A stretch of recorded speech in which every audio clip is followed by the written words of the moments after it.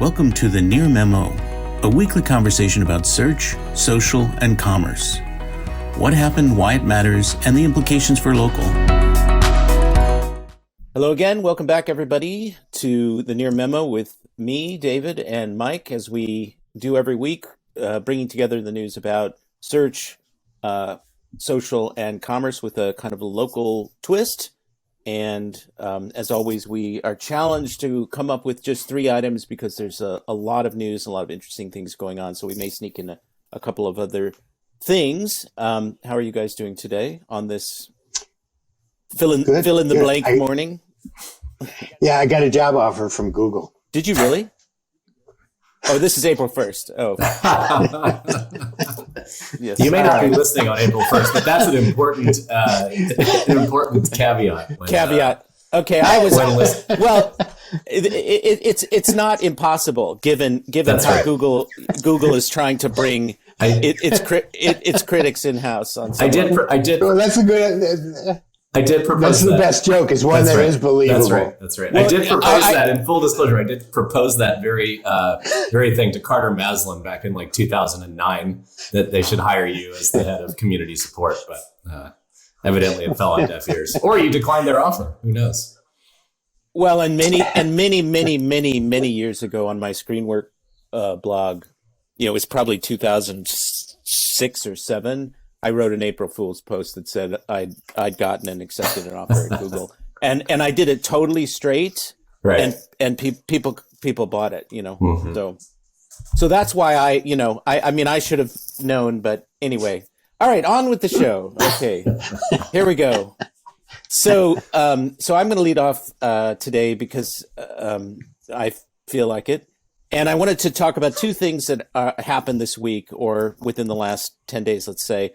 The European Parliament kind of finalized what's called the Digital Markets Act, which is a European piece of legislation which is designed to sort of blunt the power of so-called gatekeepers, which are the big U.S. tech companies, Facebook, Apple, Google, Microsoft to a lesser degree, and Amazon. And what I want to zero in on is their anti-self-preferencing provision, and then also bring in the American Competition Innovation Act, which is a similar but not identical piece of legislation working its way through the U.S. Congress. And the Senate and the House committees that are tasked with dealing with this kind of legislation have both approved versions of essentially the same piece of legislation. So it's out of committee and it has to go to a floor vote in the Senate and in the House. And the Justice Department indicated this week that it supports the legislation, which suggests that Biden would sign it if he got it on his desk. So a lot of things could happen between now and then. It could be diluted. Things could be materially changed. Google and others are very concerned about this piece of legislation and are claiming very loudly this is going to result in consumer harm. They've been doing all this sort of astroturfing lobbying where they're getting small businesses to try and support the idea that the small business owner is going to be hurt if any of these antitrust laws come into effect.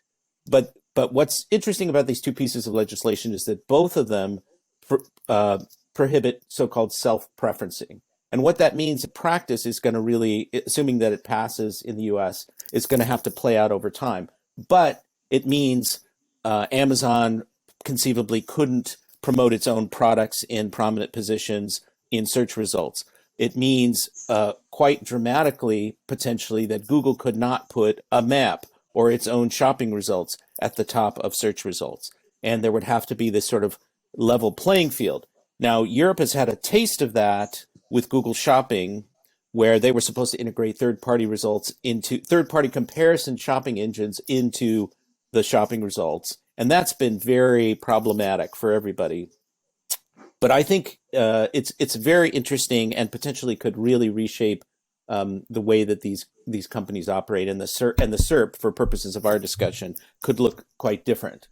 Do you think this is more like, 2 questions, I guess. Do you think it's more likely than any antitrust action to actually happen?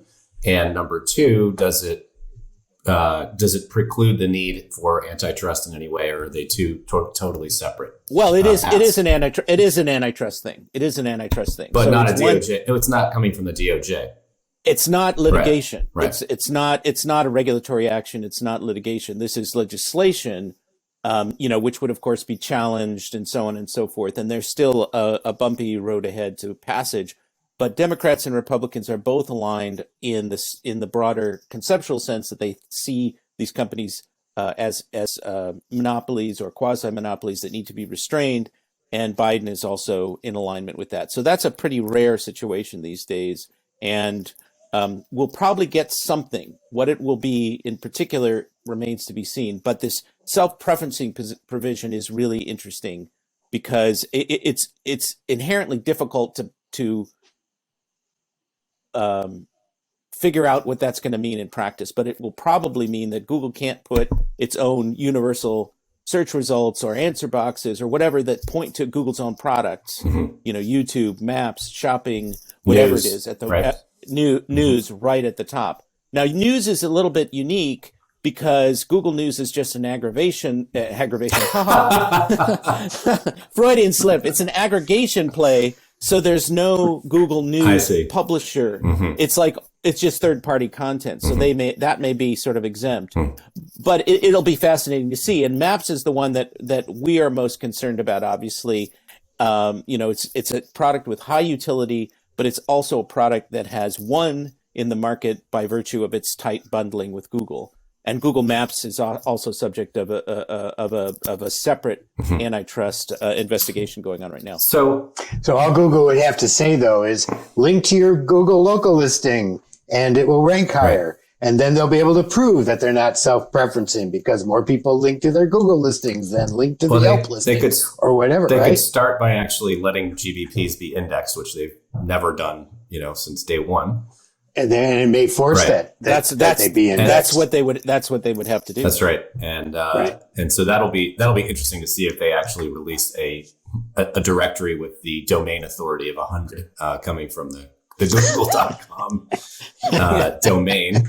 I see it will certainly not benefit Google, but I see a potential way around this where they simply make the click-through on a Maps listing go straight to the business website, right? There's nothing that, in my mind, that would prevent them from displaying rich information from Google Maps as long as the click-through is still going to the SMB website, which, theoretically could be a great thing for small businesses everywhere. And it's also my number one complaint with Yelp's with what I would say is Yelp's astroturf lobbying efforts of focus on the user, where they don't actually ask the user, what are you hoping to click through here? Where do you expect this to go? They're only asking, would you rather see Yelp reviews here or Google reviews here? So, right. So I think that there are ways around this that actually could still benefit small businesses,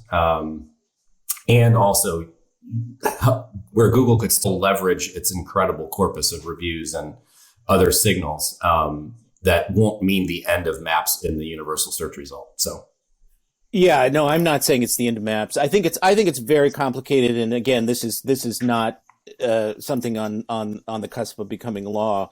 And the idea that they're sending traffic to small businesses is an argument against sort of returning to the world where third-party directories, which were doing arbitrage, sort of rank at the top of search results. So it's a very problematic area because you're either benefiting the small business directly or you're benefiting somebody who wants the small business's advertising dollars. Thanks for joining David, Mike, and Greg. To stay on top of the latest developments in local, subscribe to our newsletter at nearmedia.co. We'll see you next week.